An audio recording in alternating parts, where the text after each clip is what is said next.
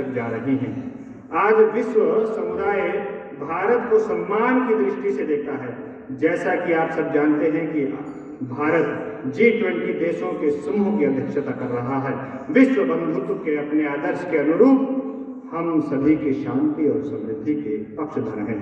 हमारा अंतिम लक्ष्य एक ऐसा वातावरण बनाना है जिससे सभी नागरिक व्यक्तिगत और सामूहिक रूप से अपनी वास्तविक क्षमताओं को पूरा करें। इसलिए राष्ट्रीय शिक्षा नीति में महत्वाकांक्षी परिवर्तन प्रारंभ किए गए हैं।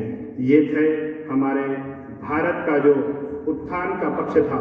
मैं कोशिश कर रहा हूं कि दर्शन, एक श्लोक है, अपि स्वर्णमयी लंका न मे लक्ष्मण रोचते, जननी जन्मभूमिश्च स्वर्गादपि करियसी।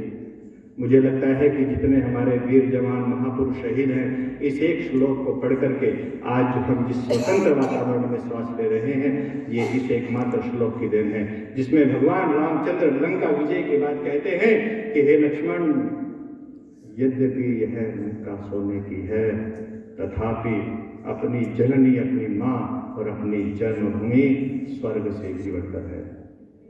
तो हमें स्वर्ग से बढ़कर जो हमारी मातृभूमि है, उसके लिए समर्पण, त्याग की भावना हमने सीखी है रामायण से। बोलो श्री रामचंद्र की। यहाँ त्याग और समर्पण की ये भूमि है। यह भूमि है गुरु वासिष्ठ की और राम की। यह भूमि है गुरु सांदीपनि और कृष्ण की। यह भूमि है चाणक्य और चंद्रगुप्त की। यह भूमि है गुरु गोविंद सिंह की। यह भूमि है हमारे उन महापुरुषों की। यह भूमि है वेद और वेदांत की, दर्शन की, उपनिषदों की, श्रीमद् भगवत गीता की, जिसको पढ़ करके हमारे महापुरुषों ने हंसते हंसते अपने प्राणों की आहुति दी। और उन्हीं के मार्गदर्शन पर चल करके आज पूरा विश्व हमारी ओर टकटकी लगा करके देख रहा है। और तभी तो चाहे गांधी, चाहे सुभाष चंद्र बोस, लाल बाल पाल, लोह पुरुष हमारे भगत सिंह, गुरु राजदेव, गुरु और सुखदेव जैसे जितने भी शहीद हुए हैं, उन्होंने ये मंत्र पढ़ा कि इदम न मम इदम राष्ट्राय, यह मेरा नहीं है, यह राष्ट्र के लिए है। अपनी छोटी सी आयु में इस प्रकार के विचारों को कहाँ से सीखा? हमारी दादी नानी की कहानियों से सीखा। और उन कहानियों में क्या था? उन कहानियों में था दर्शन, हमारी संस्कृति, हमारी भारतीय सभ्यता, हमारा देश के प्रति मर मिटने का जज्बा उन कहानियों में होता था, जो आज लुप्त हो गई है। जिन गुरुजनों की और उन शिष्यों की मैंने बात की, आज वो सब पाश्चात्य संस्कृति की भेंट चढ़ गए हैं। तभी तो आज हम आप जैसे गुरुओं को उन पाश्चात्य संस्कृति में लिप्त जो शिष्य हैं, उनके पेरेंट्स तभी तो सुनाते हैं, तुम्हारे हाथ तोड़ देंगे, तुम्हारी गर्दन मरोड़ देंगे अगर हमारे बच्चे की तरफ उंगली भी उठा करके देखा। आज कहाँ जा रहे हैं हम लोग? ये तो शुक्र मनाओ कि आज भारत देश में इस प्रकार की हवा बह रही है जो सकारात्मक चिंतन की ओर हमें बढ़ा रही है। एक प्रसंग के साथ ही मैं अपनी बात समाप्त करूंगा।